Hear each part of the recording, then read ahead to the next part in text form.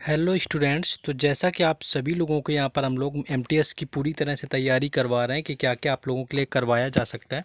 तो ये देखिए जीके जीएस का दूसरा मॉक टेस्ट यहाँ पर करवाने जा रहे हैं। और इंग्लिश का जो मॉक टेस्ट है हो सकेगा पॉसिबल तो आज रात तक ही आपको करवा देंगे एक नया मॉक टेस्ट। तो आपको क्या करना है कि बस आपको देखना है और इस तरह की जितनी भी क्लासेस होंगी एमटीएस से रिगार्डिंग आपको एक प्लेलिस्ट मिलेगा एसएससी एमटीएस 2023 इंपॉर्टेंट क्लासेस के नाम से। वहाँ पर जाएंगे आपको पूरा कंटेंट मिल जाएगा कि क्या हम एमटीएस से रिलेटेड आपको पढ़ा रहे हैं। बस आपको क्या करना है कि वीडियो के लास्ट तक बने रहना है। वीडियो को लाइक शेयर और चैनल को जरूर सब्सक्राइब कर लें, क्योंकि एमटीएस से रिलेटेड आपको यहाँ पर भरपूर इंग्लिश और जीएस में हम करवाने वाले हैं प्रयत्न कि आप अच्छा स्कोर कर पाएँ और बाकी जो भी हो पाएगा वो भी कर पाएंगे। तो चलिए क्वेश्चन शुरू करते हैं। पहला क्वेश्चन है कि महेंद्रगिरी निम्न में से किस श्रृंखला में की सबसे ऊंची चोटी है। तो यहाँ पर अगर महेंद्रगिरी की बात करें तो आप समझ जाएंगे कि जो इनडायरेक्टली आपका पूछा गया है वो यही पूछा गया है कि जो महेंद्रगिरी पर्वत है वो किस श्रृंखला के अंतर्गत आता है, इनमें से कौन से पर्वत में आपका आता है। तो अगर इनमें से बात करें अगर यहाँ पर महेंद्रगिरी की, तो ऑप्शन सी आपका राइट आंसर हो जाएगा, जहाँ पर पूर्वी घाट आपका यहाँ पर राइट आंसर है।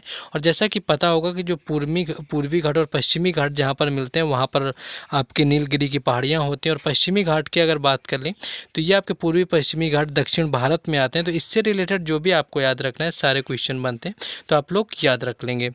नेक्स्ट आगे बढ़ेंगे क्वेश्चन को, लेकिन आपको एक बात याद रखनी है कि आपको अपना स्कोर जरूर कमेंट करना है कि कितना आपका स्कोर रहता है, इसमें कितना आप स्कोर कर पाए। क्वेश्चन आपका है कि स्वच्छ सर्वेक्षण लीग 2020 के अनुसार भारत के किस शहर ने पहला स्थान प्राप्त किया हुआ। तो देखिए बात 2020 की हो या फिर 21 की हो, हमेशा से सबने सुना होगा कि एक ही शहर होता है जो स्वच्छता के मामले में हमेशा से ही पहला स्थान प्राप्त करता हुआ है। आई होप कि सभी को पता चल गया होगा और वो शहर होता है मध्य प्रदेश का। तो यहाँ पर मध्य प्रदेश के ऑप्शन आप देखेंगे, दो ही ऑप्शन दिए हुए हैं। ऑप्शन आपका डी यहाँ पर राइट आंसर हो जाएगा, यानी इंदौर इसका राइट आंसर है। इंदौर हो जाएगा जो कि आपका सबसे स्वच्छ शहरों में आता है स्वच्छता के मामले में। इंग्लिश का टेस्ट अभी आपको बाद में करवाएंगे, तो आपको उसके लिए भी तैयार रहना है। नेक्स्ट क्वेश्चन है कि भारत के सर्वोच्च न्यायालय की स्थापना कब की गई थी। तो अगर पहली बार सर्वोच्च न्यायालय की बात करें तो 1774 में कलकत्ता में सुप्रीम कोर्ट की स्थापना की गई थी। देखिए वो वाला तो यहाँ पर ऑप्शन दिया नहीं है, यहाँ पर दिल्ली वाले जो हुआ था सुप्रीम कोर्ट की स्थापना उसके सारे ऑप्शन दिए हुए हैं। 1774 में वॉरेन हेस्टिंग ने करवाया हुआ था कोलकाता के अंदर, लेकिन उसके बाद क्या होता है कि 26 जनवरी 1950 को आपका किया जाता है नई दिल्ली के अंदर सुप्रीम कोर्ट की स्थापना। तो यहाँ पर ऑप्शन बी आपका राइट आंसर हो जाएगा। नेक्स्ट आगे क्वेश्चन देखेंगे। नेक्स्ट जो क्वेश्चन यहाँ पर आपका दिया हुआ है कि राज्यसभा का सभापति कौन होता है। तो अगर राष्ट्रपति के आपस सभापति बात करें राज्यसभा का कौन होता है, तो देखिए संसद के आपके दो सदन होते हैं, एक आपका राज्यसभा होता है और एक आपका लोकसभा होता है। लोकसभा ऐसा होता है जिसका गठन आपका 5 सालों के लिए किया जाता है और इसमें क्या होता है इसे कभी भंग नहीं किया जा सकता, यानी स्थायी सदन नहीं, अब सॉरी आपका भंग किया जा सकता है लोकसभा, यानी स्थायी सदन नहीं होता है संसद का। वहीं राज्यसभा की बात कर लें तो इसे भंग नहीं किया जा सकता, ये स्थायी सदन होता है संसद के अंदर।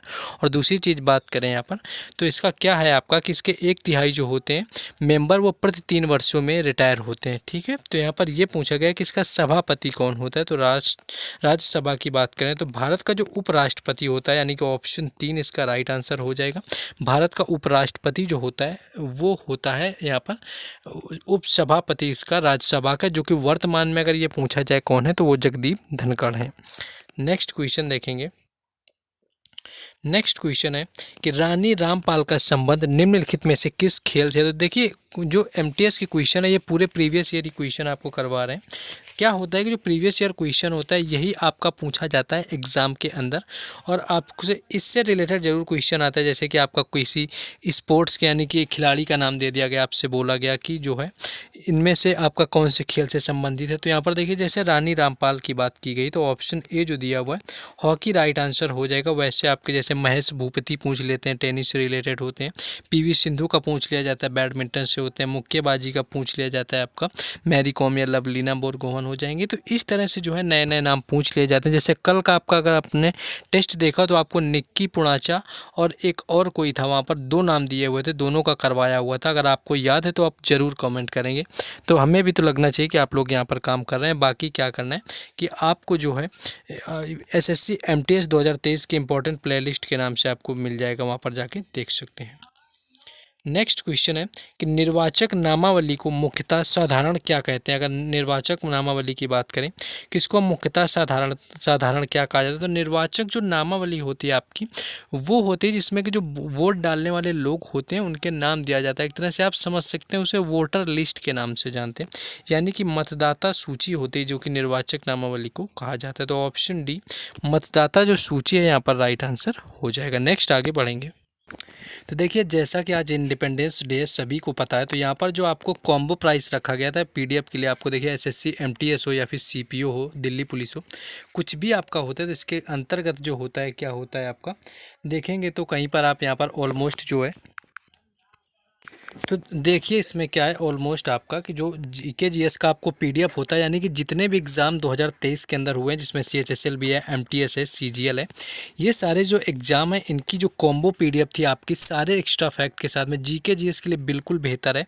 कॉम्बो का प्राइस आपका 49 रुपीज़ रखा गया था और सिंगल एग्ज़ाम का जो पीडीएफ था वो रखा गया था 25 रुपीज़। तो यहाँ पर आपको आज जो आपका इंडिपेंडेंस डे रहा हुआ है यहाँ पर आपको आज 30% का ऑफ कर दिया गया। आपको व्हाट्सएप पर कांटेक्ट करके हैप्पी इंडिपेंडेंस डे बोल करके आपको बताना है कि कॉम्बो परचेज करना है, तो आपको 30% ऑफ यानी कि ओनली आपको 35 रुपये में आपको कॉम्बो मिल जाएगा। तो जिन लोगों ने परचेज नहीं किया वो परचेज कर सकते हैं, बाकी क्वेश्चन में वापस आएंगे।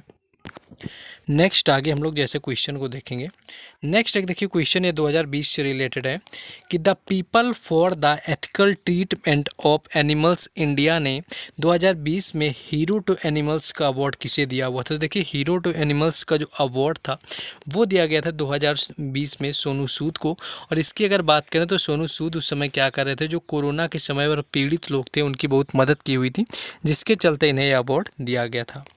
नेक्स्ट क्वेश्चन है कि निम्न में से कौन एक प्रसिद्ध संतूर वादक है। तो यहाँ पर अगर संतूर वादक की बात करें कि कौन सा जो है इनमें से एक प्रसिद्ध संतूर वादक है, देखिए बिस्मिल्लाह खां आपको दिया हुआ है, शहनाई से संबंधित है। शिव कुमार शर्मा यहाँ पर संतूर से यानी संतूर ही आपका पूछा गया ना, तो ऑप्शन बी आपका राइट आंसर हो जाएगा। जाकिर हुसैन आपके तबला से और पंडित रविशंकर की बात कर लें तो सितार से।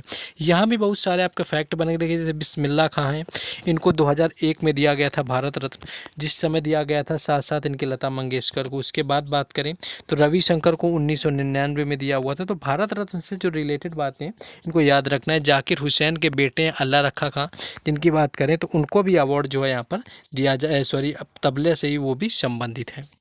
नेक्स्ट क्वेश्चन जैसे यहाँ पर आपका दिया हुआ है कि खेलो इंडिया यूथ गेम्स के किस संस्करण का आयोजन जनवरी 2020 में गुवाहाटी के अंदर किया गया था। तो देखिए 2020 का आपका पूछा गया। सबसे पहले बात करें जो 2023 में किया गया आयोजन 2023 में था, ये 5वें नंबर का 2023 में 5वें नंबर का था। 2021 की बात करें तो 2021 में जो था वो 4थे नंबर का था, हरियाणा के अंदर किया गया था। 5वें नंबर का 2023 में हुआ जो कि मध्य प्रदेश में किया गया। और आपका गुवाहाटी 2020 वाला पूछा, यानी कि ऑप्शन 3B यानी कि तीसरा हो जाएगा। तीसरा इसका आयोजन किया गया था गुवाहाटी के अंदर 2020 में। और अगर बात करें पहला आयोजन कब होता है तो 2018 में इसका खेलो इंडिया यूथ गेम्स का पहला आयोजन होता है, जो कि नई दिल्ली में खेला गया था। नेक्स्ट क्वेश्चन है कि मट्टनचेरी महल कहाँ पर स्थित है। देखिए मट्टनचेरी की वैसे बात करें तो आपको कई जगह कोच्चि और केरल लिखा वगैरह भी मिल जाता है, क्योंकि केरल ही कई जगह मैंने देखा हुआ है। लेकिन यहाँ पर अगर मट्टनचेरी को आपको देखेंगे तो ऑप्शन बी आपको तेलंगाना यहाँ पर राइट आंसर कर देना है, क्योंकि ऑप्शन के अकॉर्डिंग होगा। बाकी आप कई बार गूगल वगैरह में भी चेक करते हैं तो जो मट्टनचेरी पैलेस है वो कोच्चि केरल के अंदर दिखाता है। तो नेक्स्ट आगे हम लोग क्वेश्चन को देखेंगे। बस आपसे इतनी ही रिक्वेस्ट है कि अगर आपने वीडियो को लाइक, चैनल को सब्सक्राइब और आपने वीडियो को शेयर नहीं किया है तो आप लोगों को कर देना है। और बाकी आप हर अपडेट और पीडीएफ वगैरह लेने के लिए टेलीग्राम चैनल और व्हाट्सएप ग्रुप से जुड़ सकते हैं, जिसका लिंक जो है आपको डिस्क्रिप्शन में दे दिया गया है, तो वहां से आप लोग जुड़ जाइए। क्वेश्चन है कि रुक्मणी देवी अरुंडेल किस पारंपरिक नृत्य की प्रसिद्ध नृत्यांगना रही गई हैं। तो अगर रुक्मणी देवी अरुंडेल की बात कर लें तो भरतनाट्यम इसका राइट आंसर हो जाएगा, जो कि तमिलनाडु का शास्त्रीय नृत्य है।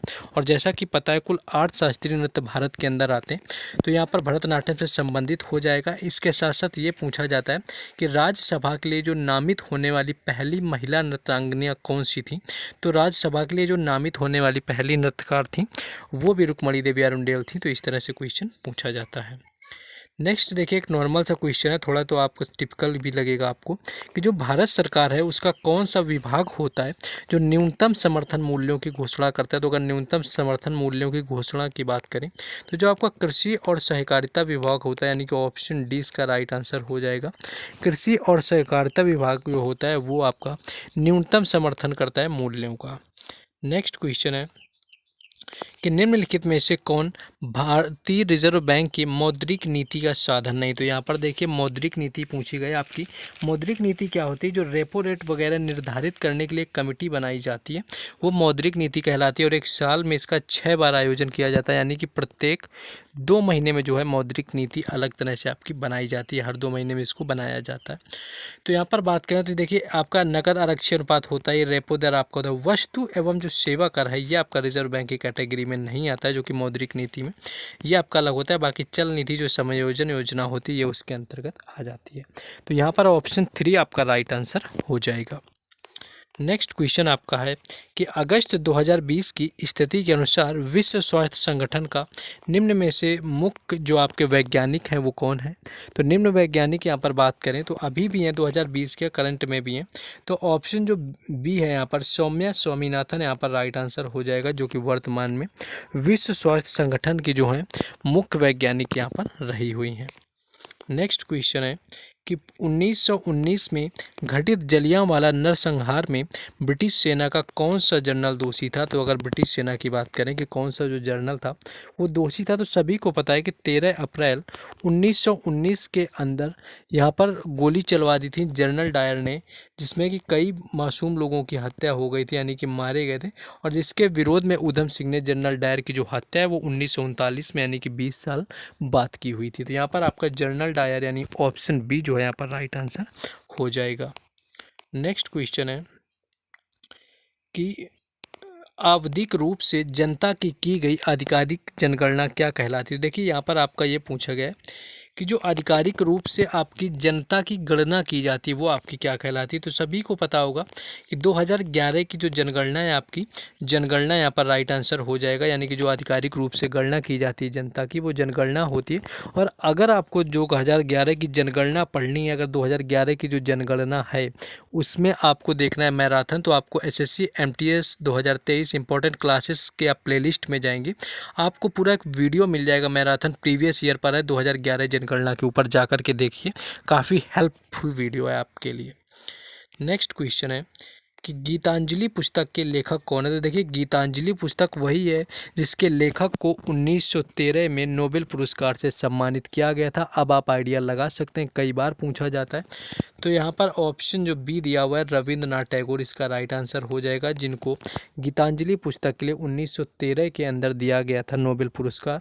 और कई बार ये पूछा जाता है कि 2014 में किसको दिया गया था। तो 2014 में नोबेल पुरस्कार जो शांति का था वो मिला हुआ था कैलाश सत्यार्थी को। और इससे कई तरह घुमा के क्वेश्चन पूछते हैं कि कैलाश सत्यार्थी को कब मिला, 2014 में किसको मिला, मदर टेरेसा के बाद में शांति का नोबेल पुरस्कार किसे मिला, भारती को, है ना। तो इस तरह से इसको पूछते हैं।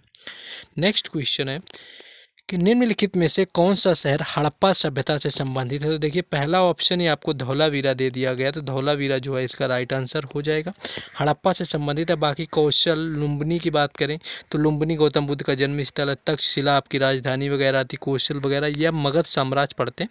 तो ये तीनों जो नाम है आपको आसानी से मिल जाते हैं। आपको धौलावीरा यहाँ पर अलग मिला है जो कि हड़प्पा सभ्यता से रिलेटेड है आपका।